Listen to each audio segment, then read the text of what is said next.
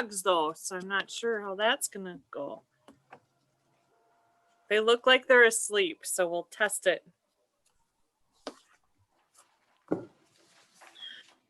My dog isn't so much of an audio distraction as he might be a visual one. Every now and then he likes to jump up on me. Oh, We are live on YouTube.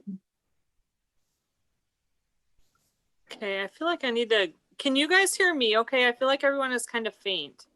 You're perfect. Here. You're good. Okay. All right. Is everyone here who the required attendees? Can we start? Hold on, Jim just joined us. Let's get him on.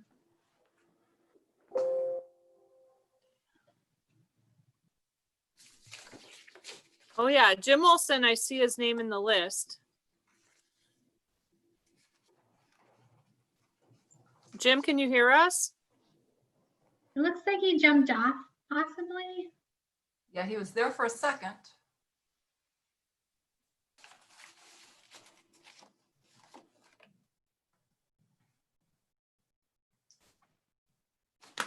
Okay, well, it's 6:30, so let's go ahead and start. If that's okay with everyone? Is that okay with everyone? Yes, okay. Amanda, I guess you're the person I need to ask. Yeah, I'll keep an eye on the list for him. Okay, if you need to interrupt, just do that and we'll pause if we know there's some kind of issue, or if someone gets a text message, I guess that could happen too. Okay, I'd like to call to order the September 29th special Common Council meeting. The time is 6:31. We'll begin with roll call. Please answer when your name is called. Mayor Kim Smith is here. Alder Tom Smith. Here. Alder Jim Olson. He's not present now, but we are expecting him to join. Alder Dan Stevens. I am present. Alder Diane Wolf. Present. Alder Stephen Knott. Present. Okay, the next item is approval of the minutes from the previous meeting. Diane moves to approve. I'll second that. We have a motion by Diane Wolf, seconded by Tom Smith to approve the minutes from the previous meeting. Is there any discussion? All those in favor? Tom, all those in Sorry, favor, please I say kept aye. slipping. Aye. My pedestal went down. Sorry. Those opposed say no. Motion to approve the minutes carries unanimously. I was laughing because Tom's chair was literally going up and down. Yeah. Super funny. Okay, item 3, public input. We'll open the meeting to public input. If anyone would like to address the committee, now is the time to do so. Please state your name and address and limit your comments to 3 minutes. Is there anyone that would like to address the Common Council? Jim, if you turn your camera on, there you go. Sorry to interrupt. Is Jim Olson joining the meeting now? Yep, you should be able to see him if you scroll through. Hey, Jim. Okay. Jim's on mute right now, but we can see him. Okay, I do see Jim Olson, but yeah, Jim, can you hear us? You're muted. We can't hear you. Amanda, do you need to unmute him? You should be able to talk now, Jim. Jim, you're unmuted. You should be able to.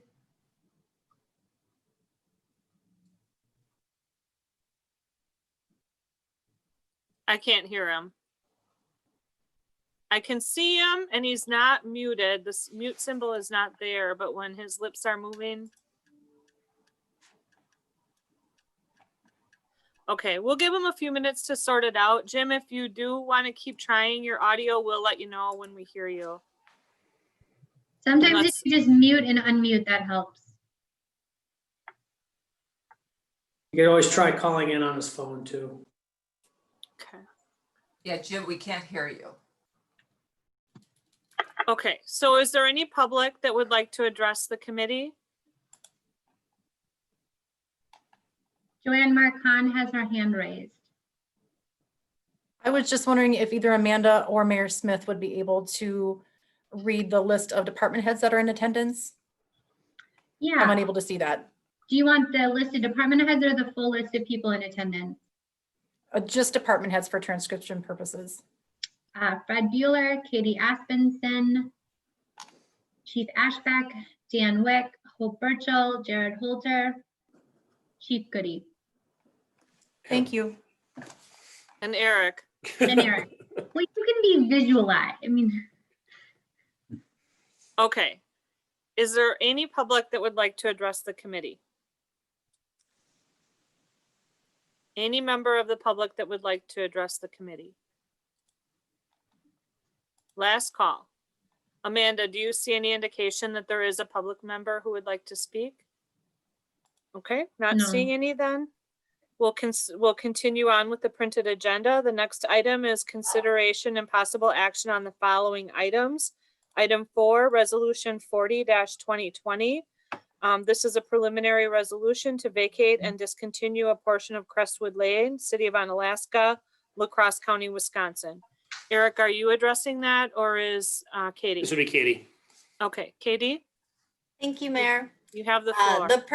The purpose of this preliminary resolution is that it is the begin of a start of a request to vacate and discontinue a portion of Crestwood Lane. It's effectively the cul-de-sac bulb at the end of what is Crestwood Lane today. They are planning to, once vacated, they will rededicate new right-of-way that will extend Crestwood Lane through the Crestwood Estates final plat. So this is the first step. So the purpose of this is to notice when the city council will hold a public hearing on November 10th at 7 p.m. Thank you for that information, Katie. I'll turn that matter over to the Common Council. I will make a motion that we approve the preliminary resolution to vacate and discontinue a portion of Crestwood Lane, City of Onalaska, Cross County, Wisconsin. I'll second to approve resolution number 40-2020. Okay, we have a motion on the floor by Dan Stevens, seconded by Diane Wolf to approve resolution 40-2020. Is there discussion?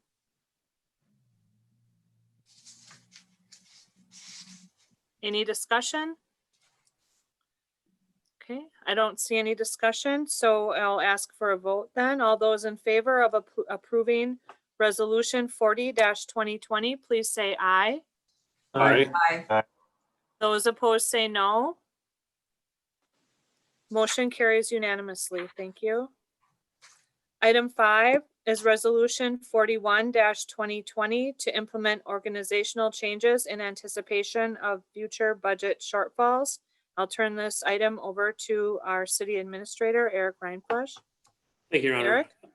Thank you, Your Honor. As per the attached resolution and the memo I put together, I'm not sure this would come to any surprise as we continue with our sustained loss of revenue in 2020 compared to budget. But as we are assembling the 2021 budget, based upon the departmental requests and the loss of budgeted loss of sustained revenues, we right at this point in time are looking at a reduction of our expenses in order to meet our levy limit requirements by over $500,000. As 80% of our budget, 75 to 80% of our budget is in personnel costs, wages and benefits. It is not sustainable to propose a budget to you that does not result in some level of job reductions in 2021. As suggested in the resolution, as part of the budgeting process, I'm seeking authorization to begin to implement those proposed reductions for 2021 in 2020. It may include things like layoffs, furloughs, reorganized departments, and permanent staffing reductions. It's incredibly painful to even announce this and to have these conversations about this, but I do believe in being honest about our situation. And unfortunately, like 74% of other municipalities in the state, in the nation right now, this is, that our revenue losses has become unsustainable, and we do need to take action going forward in 2021. Question has been asked is, will the potential job reductions, layoffs, et cetera, result in perhaps a reduction in service that the public has come to expect? And I don't think there's any way I can answer that question without saying yes. I mean, we are generally a very lean organization. Every employee that we have, every position that we have are vital positions. We have hardworking employees that do a great amount of work. But it's to meet a budget that reduces job positions, it is inevitable that there will be some kind of service reductions. The turnaround time on requests may be less, work that the public sees may be reduced. That is unfortunately inevitable. So it's not good news. The request is, though, that as I prepare the budgets for submittal next week to you, that one, make you aware and seek of the situation, ask for authorization to effectuate some changes immediately, and if there's any additional guidance the council would like to make before I present to you the budget. Kim, you're on mute. I got a message from my computer. With that being said, thank you very much, Eric, for that. And I'll turn the matter of resolution 41-2020 over to the consideration of the council. Alder Knott. So Eric, can we reduce the overall shortfall by pushing some of the hires that we have currently on the 2021 plan? Can we reduce some of the overall shortfall by pushing some of those hires to the right? So what Alder Knott's referencing, the plan to hire additional police officers and firefighters in the 2020 budget that was added in 2019. Going back to July, reviewing of where we stood in 2020 with the revenue loss, it was agreed that we would hire one of those three in each department in October and push the rest out to 2021's budget. Any movements within those positions would indeed free up additional monies in 2021. My concern is any future delays would something to be that we'd have to make up later on in 2022. But I guess the short answer is yes. Yeah. I'm also looking at potentially with the hiring of the part-time paralegal as well, potentially shifting that to the right also in order to save some funds for 2021 and safeguard some of the individuals who might be at risk. And again, my hope is, but you mentioned that we still have the cost in 2022, but I'm hoping that by 2021, we're going to see some of our income starting to come back in line with our expectations, which might actually defer some of this as well, as far as any kind of pain. Okay, Eric, did you want to respond to that? I think responded. I mean, it's a concern, Okay, certainly the 2022. If we defer too much cost to 2022, we'd be looking at another round to balance that budget. It's unknown how much revenue we have, but my interim budget before I get, I'm looking at whatever guidance I get today, does not include. It does include delaying some of those positions already from right now from January to July. Thank you for that, Eric. Any other counselors? Dan Stevens, do you have your hand up? Yeah, I do. Thank you, Your Honor. I think to stay on track, to have the discussion, we should probably make a motion and then bring it out to discussions. So I will make a motion that we approve Resolution 41-2020 to implement organizational changes in anticipation of future budget shortfalls, with hope that we can bring this to proper discussion. Second. Thank you. We have a motion on the floor by Dan Stevens, seconded by Diane Wolf.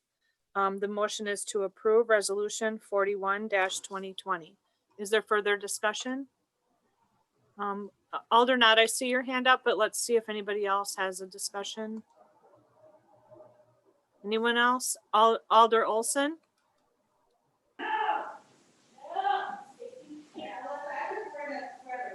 I can Can't hear see you. your lips moving, but I'm not hearing you, Alder Olson. Can you try to call in? Can you use your phone and call in using your telephone? And I think we need to wait for his comments on this. This is a big Right, issue. definitely. Yep, we'll wait. So I was hoping that he could get it sorted out while we did the first part of the meeting, but. Or can you just go out and come back in again, see if it works? Yeah, Jim Olson, why don't you try to just leave the meeting and then try to re-enter it all over again and Yeah, see if maybe 'cause that That resolves. worked for me a couple times. Yeah, I've had that happen before too. And I've also had to call in on my phone for the audio while I was using my computer for the video, and that worked. Just have to keep trying.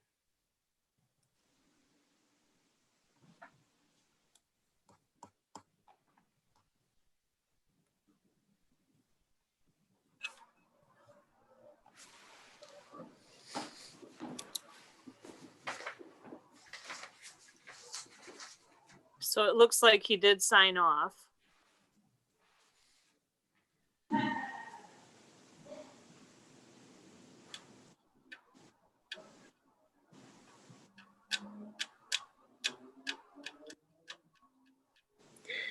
While we're waiting, Mayor, just to clarify too for the minutes, with the resolution 40-2020 that we voted on earlier, I definitely saw Jim mouth aye when you asked all those in favor. Oh, good. Yeah. Thank you Very, so very much. clear to me that he did respond and with those who were in favor. Okay, good. Excellent.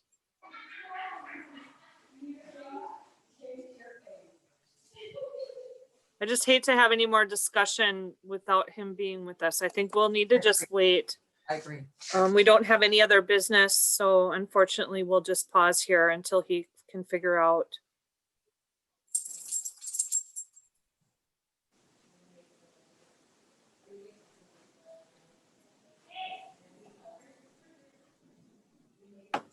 All right, Jim, you should be able to turn.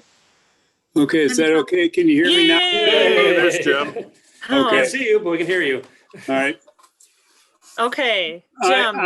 I have a problem with the way that this suggestion is worded. I would not have a problem with the resolution if it stated that any changes that you wanted to make, any discussions that you wanted to have, since the Common Council is the only unit in city government which has the authority to spend the taxpayers' money. I would suggest that if the city administrator wants to discuss the items with us while he's thinking about it on hand and give us the opportunity to have a conversation with him, I would not have a problem with that. If he's asking for authorization to make those moves without our consent, I disagree with that wholeheartedly. Okay, thank you for that, Jim. Maybe we could refer to, if it's appropriate, the city attorney to outline the legal guidance for this. So if you want to have a discussion, I guess, related to those, we would have to schedule a meeting, much like tonight, and we would have to have that discussion in open session.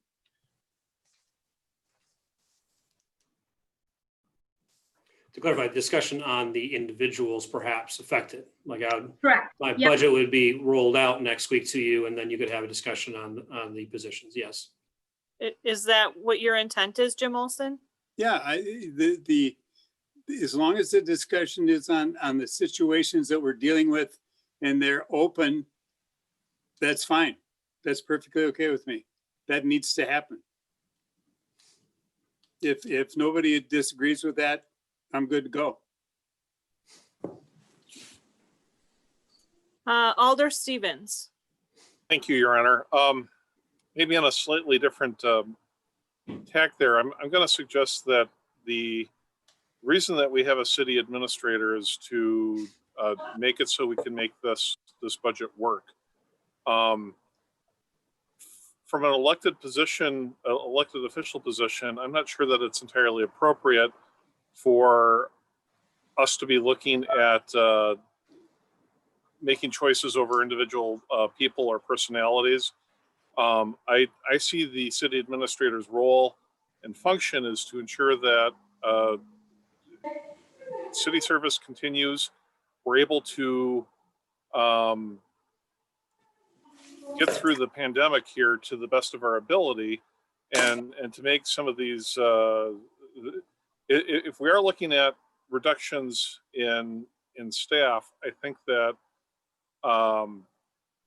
it should not be a political process, but rather an administrative one. We should not be in the position of playing favorites. The reason we have a full-time professional city administrator is to make sure that the functions of the city are met to the best of our ability with the resources that we have. I wish we had more resources, and there's other things that I'd like to bring up. I think it'd be more appropriate when we talk to budget. But I think this is a case where we let the city administrator do his job. Thank you, Alder Stevens. Let's see who, we haven't heard from Diane yet. We'll do Alder Wolf and then we'll go to Alder Knott. Thank you, Your Honor. Due to state statutes, we must pass a balanced budget.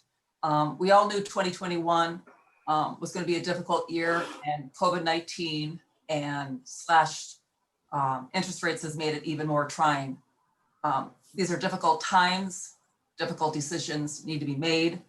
I wish we weren't at this juncture, but we are. But looking toward 2021, painful decisions have to be made, which will really essentially affect every one of us. As an older person, I don't feel like it's my responsibility to make the decisions that are contained in this resolution. The city chose to employ a city administrator a few years ago. And I believe it was the right decision. I wasn't on council at the time, but if I had been, it is one that I would have supported wholeheartedly. It's a city, I think it's a city administrator's responsibility to make these difficult decisions, and I support him in doing so. In fact, I appreciate our city administrator for having the foresight and fortitude to bring this resolution forward and knowing that decisions have to be made. So I will support this resolution this evening.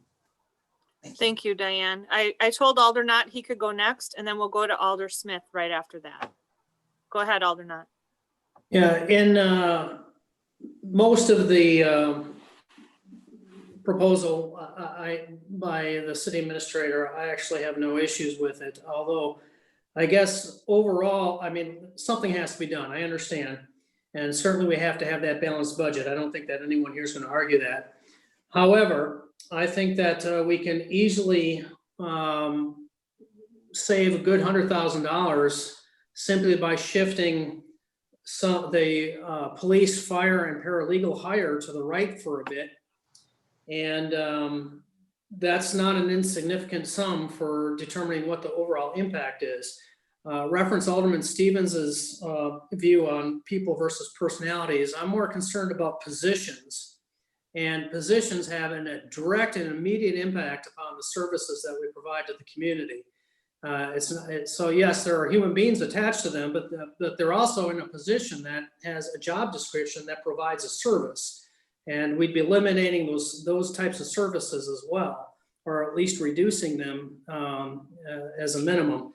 So I would like to see us being able just to go ahead and move some of those positions further to the right.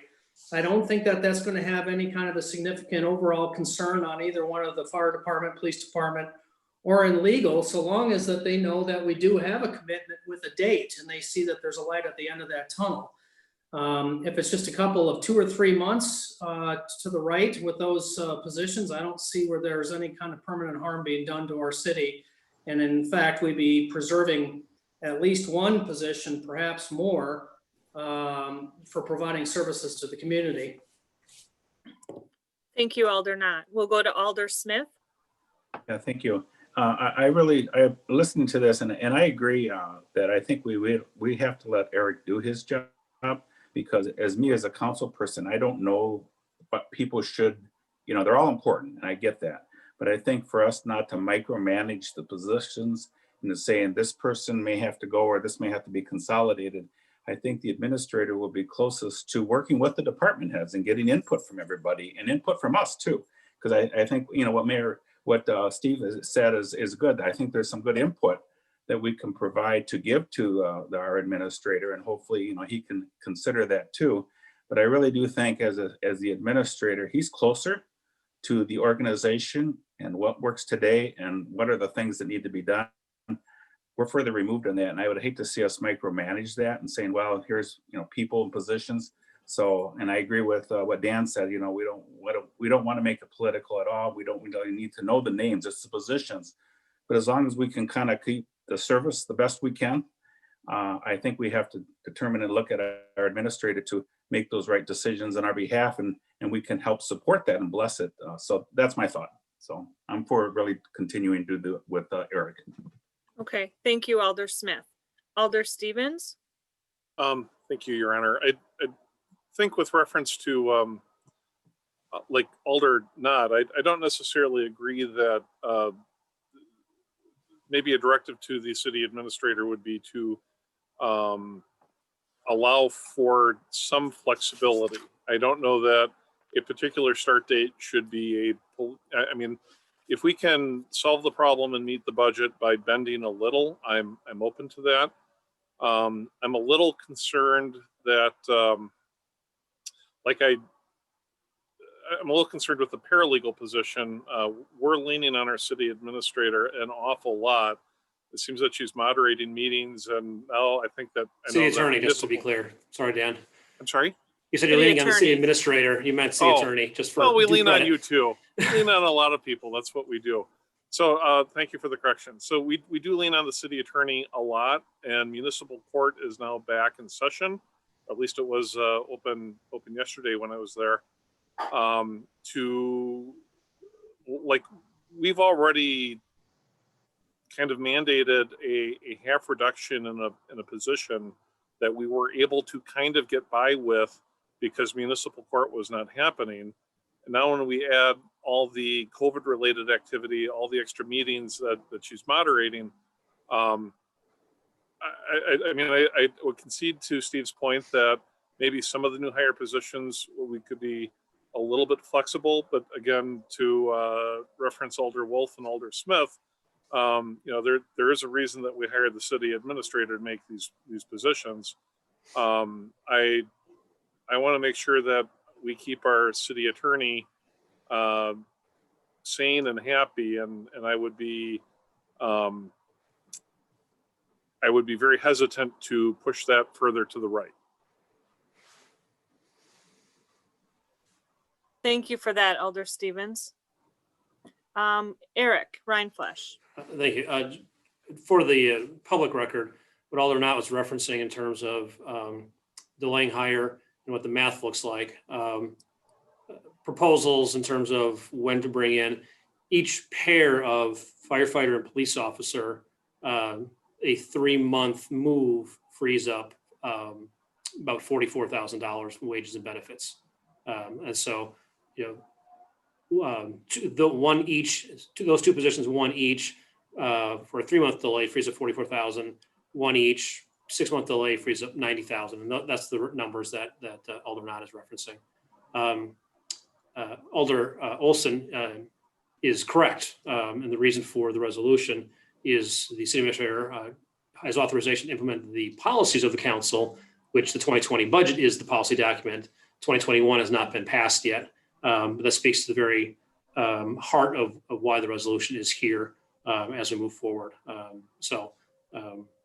It is the reason for the request for authority to implement it is because the administrator does not have that. It is in the council's hand right now. And it's a request so that we can move forward in a way that minimizes the damage to the organization moving forward. Pardon me, Eric, would it be a fair statement then to say that regardless if the public safety positions were to start or not start this year, we would still be required to cut expenses on other positions? Yes, if, you know, it's actually better for us if they start in 2020. If we have to budget for 3 in 2021, that's another 44,000 we need to fund somewhere or reduce somewhere else. If we get them built in the budget now, then we're better off. Because again, what you're budgeting for is January to December revenues and expenses. Thank you. Thank you, Eric. And I think you did say that you already have pushed back the 2 positions Yeah, to yeah. January. So what I think Aldernat's suggestion is push it back, or not January, but July. And his suggestion is to push it even further back. Wouldn't that have an increased effect then on the following year, though? I believe so. And as Aldernat pointed out, the hope then is that we are out of this and we have increased revenue stream to offset that, is what the anticipation or the request, the suggestion is. I don't want to put words into your mouth, Aldernat, is the hope, but that's the risk is if we don't have that revenues, then we're here again next, you know, in a year from now, doing the same thing that we're not budgeting for revenue sources and are there additional layoffs? So that's the decision that seeking guidance on is if right now, I have, you know, the thought of delay hiring all 4 positions, 2 police and 2 fire, not on January 1st, but on July instead. Is that a direction you wish to go, or do you wish to give me other guidance? And I think Aldernat is asking for, or suggesting, not asking for. Okay, I think that Alder Smith had his hand up and then Diane after that. But Jim Olson, since I can't see you, you're just gonna have to break in when you want to have a turn to talk. As long as you can try to do it in a pause. So first Tom Smith and then Diane Wolf. I just have a question for Eric. I assume, Eric, it sounds like you've done a lot of thought already on this and you've looked at all the different kinds of scenarios and, you know, the what ifs and probably looked at if the budget's going to come out next week, that you've probably already kind of done these different scenarios and look at where we can minimally be impacted with services. I assume that's a given, but I guess I just wanted to see, you've been through that exercise already with them, and have you worked with the department heads and input from everybody on that? Yeah, we certainly have sought input with the department heads. I mean, ultimately, the proposal will be the administrator proposal. It doesn't speak to any recommendation that the department heads have given me to say, yes, I don't need so-and-so. That is completely untrue. There are no positions that any department head says that we don't need. And yes, there's been, you know, in the last several weeks, if not months, you know, several versions where we looked at the entire organization thus far as to knowing that we're going to face these budget cuts is how to best do that and minimize the loss of service. That's absolutely the goal that I have. Okay.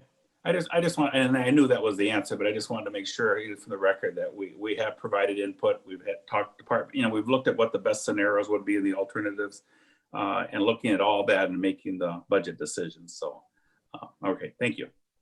Thank you, Alder Smith. We'll go to Alder Wolf. Thank you, Your Honor. Well, and kind of a follow-up to what Alderperson Knott said, and also Eric, I look at where Eric has talked about filling the 2 police and 2 fire proposed for July of next year. Council went on record, I believe earlier this year, was at the special council meeting in June. And I believe we were all 5 in agreement that the emphasis was safety positions. And if we were to push those proposed positions farther to the right, as Alderman Knott suggests, I feel like that is kind of going against what we were all in agreement earlier this year. Granted, we could always change our mind because conditions change. We have to kind of roll with how things are going. But I feel strongly that we made a commitment, and I think to push them out even farther, I personally don't feel comfortable. I think we made the commitment. I think for us, I think my personal belief is that Eric has made he's done a balancing act here with picking a July date. If he were to go ahead and start him in January, then we are talking probably $550,000 worth of cuts, or maybe $600,000 worth of cuts. So we'd be more in the hole. So I feel like he's done, in my opinion, a good job kind of with the balancing of picking a July date, still keeping them in the budget, still keeping them in the foremost of our minds.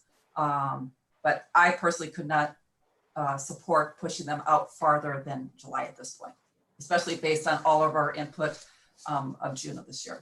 Thank you. Okay, thank you for that, Diane. Jim Olson, did you want to say something before we go back to Alder Knott and then Alder Smith?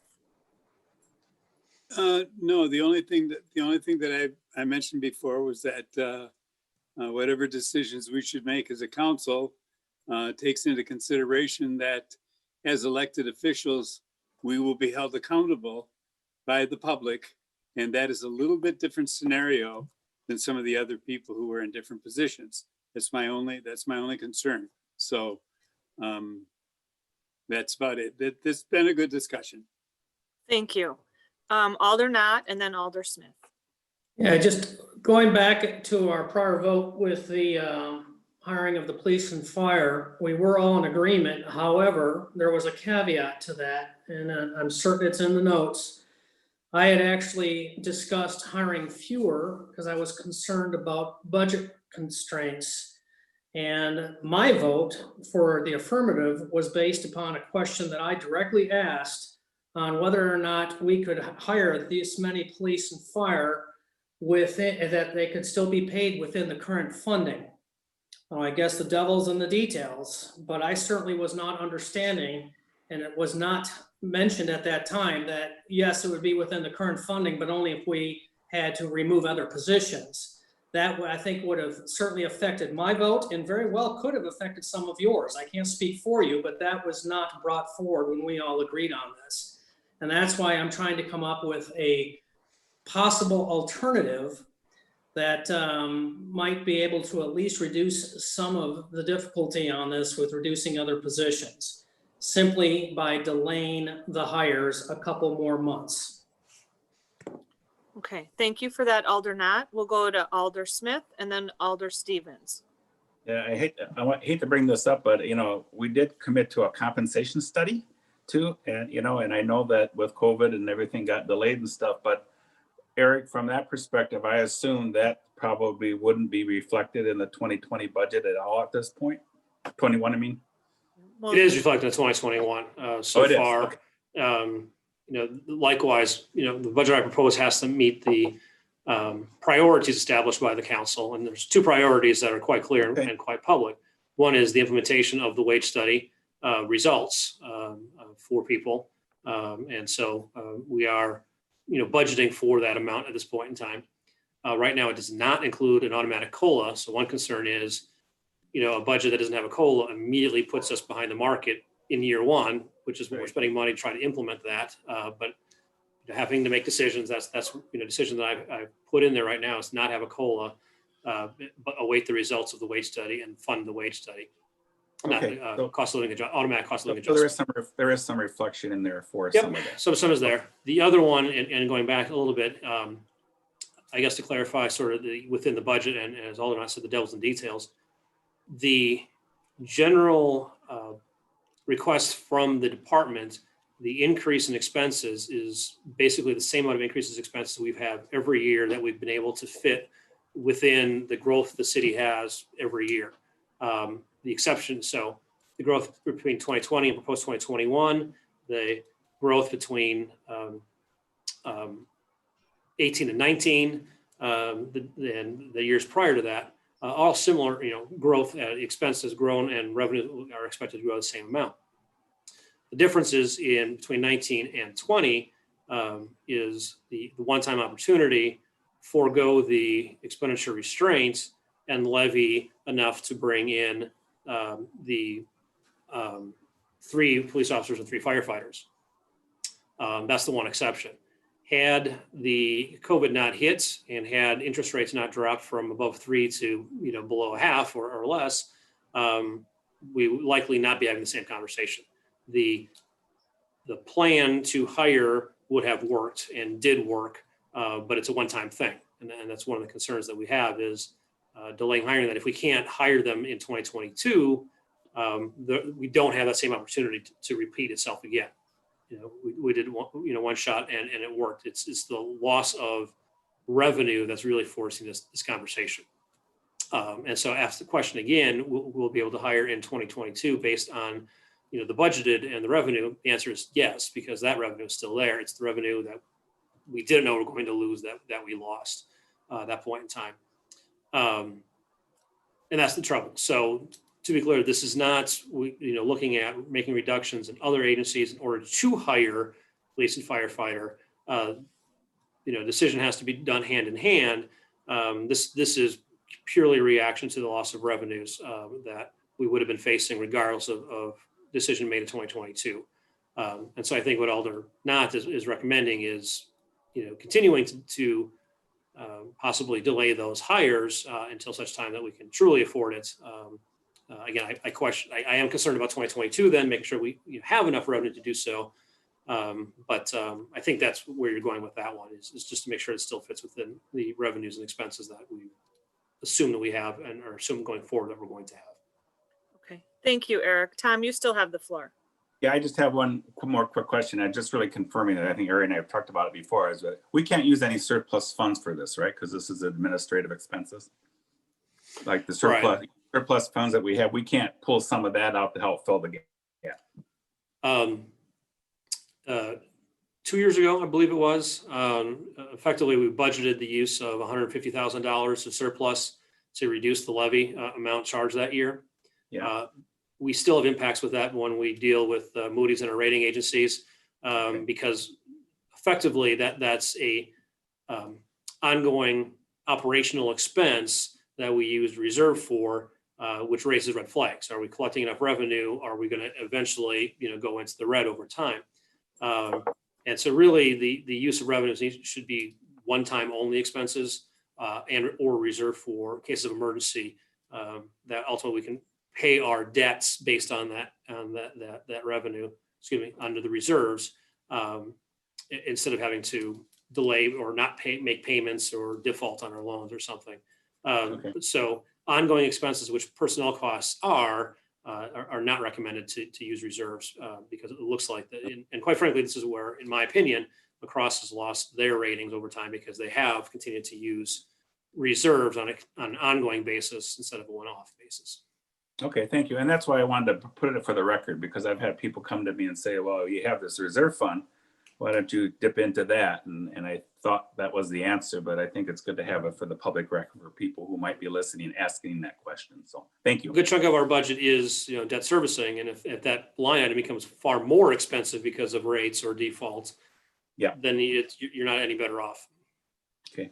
All right. Okay, Good. Thank you. Thank you. Alder Stevens was next. Thank you, Your Honor. I think, I had 2 points. The city administrator fairly well covered the first one, which was when we had cast that vote for the extra public safety positions. I believe that was in the pre-COVID era, and the the budget, we knew it would be tough, but we wouldn't be looking at reductions at this point. It's a loss of interest revenue. It's a loss of enterprise revenue. And that's driving that, and we would be still having this conversation. It would just be a little less so. So at first I was suggesting maybe that, if we had to move a little bit to the right, that we ought to, but I think that we also need to, we have a problem that we need to address right now, but we don't want to set ourselves up for a bigger problem down the road later. And that's almost suggesting that, maybe that needs to go to the left. Maybe the city administrator had picked the perfect compromise, and we need to. I would look forward to see what the budget is, but maybe it ought not go to the right. I think again, I'm going to go with my original point and say that we should let him do his job, and let's do the budget.